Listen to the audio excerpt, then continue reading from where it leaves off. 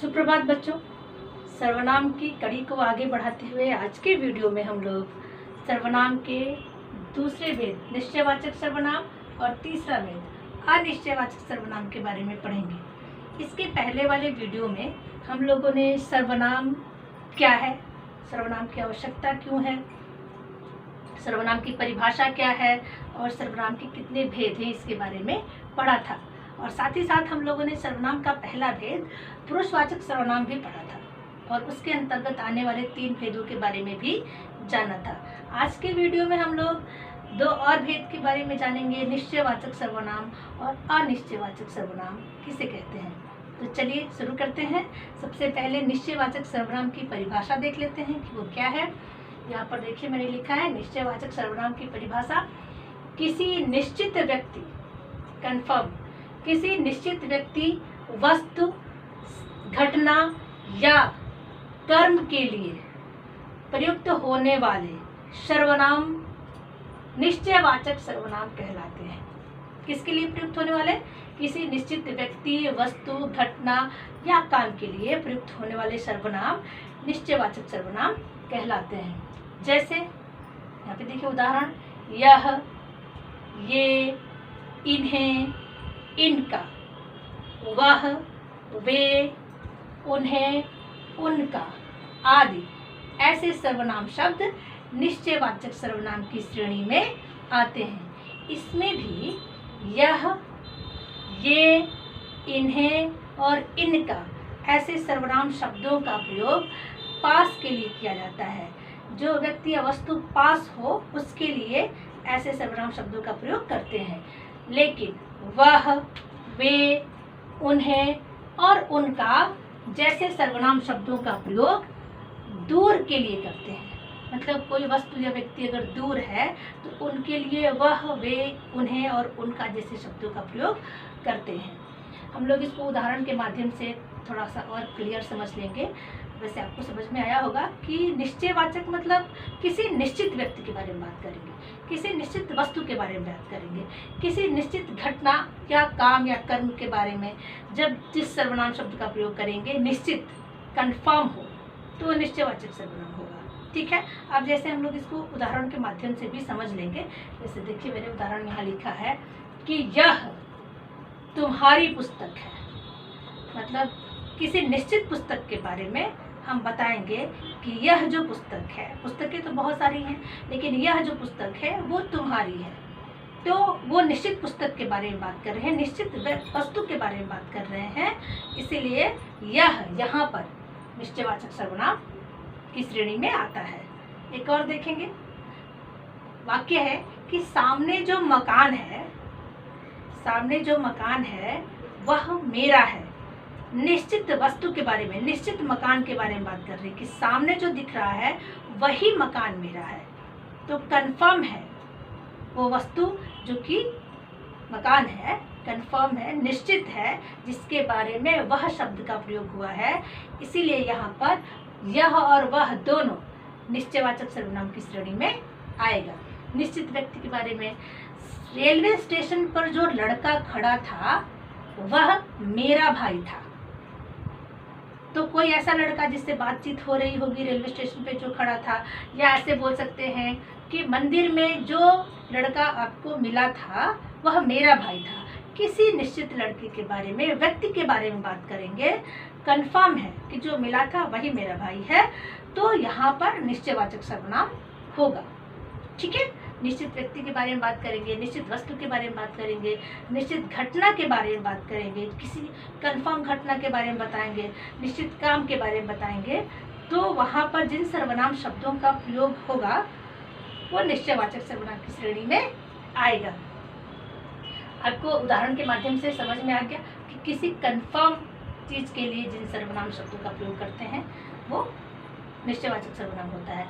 ठीक इसके विपरीत अगर कंफर्म नहीं है, मतलब निश्चित नहीं है, तो ऐसे सर्वनाम शब्द अनिश्चितवाचक सर्वनाम शब्द की श्रेणी में आते हैं। हम लोग देखते हैं तीसरा जो इसका भेद है, सर्वनाम का तीसरा भेद, जिसका नाम है अनिश्चयवाचक सर्वनाम।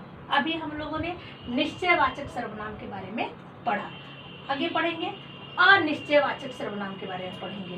पहले इसकी परिभाषा देख लेते हैं कि किसी अनिश्चित व्यक्ति, यहाँ पर निश्चित व्यक्ति था, कंफर्म व्यक्ति था, लेकिन यहाँ पे कंफर्म पर्सन के बारे में नहीं है। अनिश्चित व्यक्ति, वस्तु, घटना या व्यापार के लिए प्रयुक्त होने वाले सर्वनाम अनिश्चयवाचक सर्वनाम कहलाते हैं। अनिश्चित व्यक्ति के बारे में, अनिश्चित वस्तु के बारे में, अनिश्चित घटना के बारे में या अनिश्चित कर्म या व्यापार के बारे में प्रयुक्त होने वाले जो सर्वनाम शब्द होते हैं वो अनिश्चित निश्चयवाचक सर्वनाम की श्रेणी में आते हैं। जैसे हम लोग उदाहरण थोड़ा सा देखते हैं। कोई, किसी, कुछ आदि।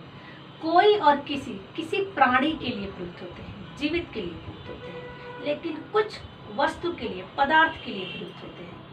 अब ये क्लियर होगा आपका जब आप उदाहरण देखेंगे तो आपको बहुत अच्छे से समझ में आ जाएगा कि कोई और किसी प्राणी के लिए, जीवित के लिए प्रयोग होंगे, सजीव के लिए प्रयुक्त होंगे, और कुछ पदार्थ के लिए या निर्जीव के लिए प्रयुक्त हो सकते हैं। अब जैसे देखिए उदाहरण हम लोग देखेंगे कि अनिश्चयवाचक सर्वनाम, कंफर्म नहीं है, ऐसे सर्वनाम शब्द जब प्रयोग होंगे जो किसी व्यक्ति के लिए, वस्तु के लिए, पदार्थ के लिए, घटना के लिए, व्यापार के लिए निश्चित नहीं है, उसे अनिश्चयवाचक सर्वनाम कहते हैं। अब जैसे देखिए मैंने यहाँ उदाहरण लिखा है कि शायद दरवाजे पर कोई है। यहाँ पर कोई शब्द अनिश्चयवाचक सर्वनाम है और ये किसके लिए है? किसी प्राणी के लिए। दरवाजे पर कोई आया है, कौन आया है पता नहीं है, कोई न कोई है, लेकिन कौन है कंफर्म नहीं है, पता नहीं है। दरवाजे पर कोई खड़ा है, कोई आया है, कोई सजीव व्यक्ति आया होगा, जानवर भी आ सकता है। दरवाजे पर कोई है, जाके देखेंगे तो गाय खड़ी होगी, कोई जानवर खड़ा होगा, कोई व्यक्ति खड़ा होगा, कोई मेहमान खड़ा होगा, है ना। तो लेकिन कंफर्म नहीं है, पता नहीं है कि कौन है, तो यहाँ पे अनिश्चयवाचक सर्वनाम हुआ। कोई है लेकिन कौन है ये पता नहीं है। आगे देखेंगे, दूसरा उदाहरण देखेंगे कि रास्ते में कुछ खा लेना। माँ ने कहा बेटी को कि पैसे ले लो, रास्ते में कुछ खा लेना। अब यहाँ पे कुछ जो है, जो कुछ है वो यहाँ पे सर्वनाम है, और ये कौन सा सर्वनाम है? अनिश्चयवाचक सर्वनाम है। क्या खा लेना पता नहीं, कुछ भी खाना, कोई पदार्थ खा लेना, कोई चीज़ खा लेना। अब क्या खाना ये कंफर्म नहीं है कि यही चीज़ खाना, कुछ भी खा सकते हो, कुछ भी खा लेना, तो यहाँ पे निश्चित नहीं है, इसीलिए ये अनिश्चयवाचक सर्वनाम की श्रेणी में आता है। चूँकि पदार्थ है, कोई चीज़ खाना है ना, तो यहाँ पे इसीलिए अनिश्चयवाचक सर्वनाम की श्रेणी में इसे रखेंगे या आएगा। एक और उदाहरण देख लेते हैं, बहुत अच्छे से समझ में आ जाएगा। उदाहरण है कि हम किसी को कुछ नहीं कह सकते। यहाँ पे किसी और कुछ ये दोनों सर्वनाम शब्द है। कौन सा सर्वनाम है? अनिश्चयवाचक सर्वनाम है। किसी को, व्यक्ति कंफर्म नहीं है, व्यक्ति निश्चित नहीं है, किसी को, किसी व्यक्ति को, किसी को भी कुछ नहीं कह सकते। बात है वो भी कंफर्म नहीं है, कुछ भी कहना हो कुछ नहीं कह सकते। तो यहाँ न तो व्यक्ति निश्चित है, न प्राणी निश्चित है, और न ही पदार्थ निश्चित है या बात निश्चित है, तो इसीलिए अनिश्चयवाचक सर्वनाम है। तो बच्चों, आप सबको मुझे लगता है कि बहुत अच्छे से ये समझ में आया होगा कि निश्चयवाचक सर्वनाम क्या है और अनिश्चयवाचक सर्वनाम क्या है। ठीक है, आइए देखते हैं कि इसका जो अगला भेद है, तो आइए देखते हैं इसका अगला भेद क्या है। इसका अगला भेद है प्रश्नवाचक सर्वनाम। प्रश्नवाचक सर्वनाम किसे कहते हैं और इसकी परिभाषा क्या है, पहले उसको हम जान लेंगे, उसके बाद उदाहरण के माध्यम से अच्छे से समझेंगे। तो पहले देखते हैं प्रश्नवाचक सर्वनाम की परिभाषा क्या है। जिन सर्वनाम शब्दों से किसी व्यक्ति, वस्तु, घटना या व्यापार के बारे में प्रश्न का बोध होता हो, उन्हें प्रश्नवाचक सर्वनाम कहते हैं। किसी व्यक्ति, वस्तु, घटना या व्यापार के बारे में प्रश्न पूछने का बोध होता हो, उन्हें प्रश्नवाचक सर्वनाम कहते हैं। जैसे कौन, किसे, किसको, किनको, किससे, किसने, कब, क्या आदि जो सर्वनाम शब्द हैं जिनसे प्रश्न पूछने का बोध हो, उन्हें हम प्रश्नवाचक सर्वनाम की श्रेणी में रखते हैं। ठीक है। अब इनमें से कौन, किसे, किसने जैसे सर्वनाम शब्द प्राणीवाचक होते हैं, सजीव के लिए प्रयुक्त किए जाते हैं, और बचे हुए जो जैसे क्या, कब जैसे सर्वनाम शब्द अप्राणीवाचक होते हैं। इसको हम लोग उदाहरण के माध्यम से भी समझ सकते हैं। ठीक है। आप सबको बहुत अच्छे से समझ में आया होगा कि जिन सर्वनाम शब्दों से प्रश्न पूछने का बोध हो, उन सर्वनाम शब्दों को हम लोग प्रश्नवाचक सर्वनाम कहते हैं। जैसे देखिए, उदाहरण के माध्यम से हम समझेंगे तो हमें बहुत अच्छे से समझ में आ जाएगा। पहला उदाहरण मैंने यहाँ पे लिखा है कि छत के ऊपर कौन बैठा है। तो यहाँ पर किसी प्राणी के लिए कोई छत के ऊपर बैठा है, जिसके बारे में प्रश्न पूछा जा रहा है कि कौन है जो छत के ऊपर बैठा है। तो किसी प्राणी, किसी संज्ञा के लिए कौन शब्द का प्रयोग हुआ है, संज्ञा के बदले में कौन शब्द का प्रयोग हुआ है। दूसरा देखेंगे, मैंने यहाँ उदाहरण लिखा है कि पुस्तक किससे मंगाऊं। पुस्तक किससे मंगाऊं, तो किससे जो शब्द है, सर्वनाम शब्द है, वो भी किसी प्राणी के लिए, प्राणीवाचक संज्ञा के लिए प्रयुक्त हुआ है ना।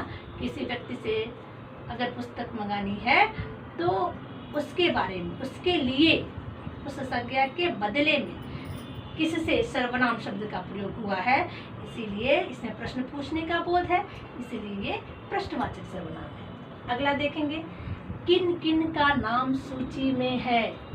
लिस्ट में किसका किसका नाम है, तो सारे प्राणी वाचक संज्ञा है, तो उनके लिए किन किन का प्रयोग हुआ है सर्वनाम शब्द का, इसीलिए, और इसे प्रश्न पूछने का बोध भी हो रहा है, इसीलिए ये प्रश्नवाचक सर्वनाम है। अगला देखेंगे, मित्र तुम्हें क्या चाहिए। मैंने बताया था क्या और कब अप्राणीवाचक सर्वनाम की श्रेणी में आते हैं। अप्राणीवाचक प्रश्नवाचक सर्वनाम है, अप्राणीवाचक संज्ञा के बदले में आने वाले सर्वनाम है क्या और कब। तो यहाँ पे उदाहरण है कि मित्र तुम्हें क्या चाहिए, कोई वस्तु चाहिए, है ना, वस्तु के लिए सर्वनाम शब्द का प्रयोग हुआ है। तो मित्र तुम्हें क्या चाहिए, यहाँ पे प्रश्न पूछने का बोध हो रहा है, इसीलिए प्रश्नवाचक सर्वनाम है। अगला एक और देख लेंगे हम लोग कि तुम विद्यालय कब आओगे। कब समय के बारे में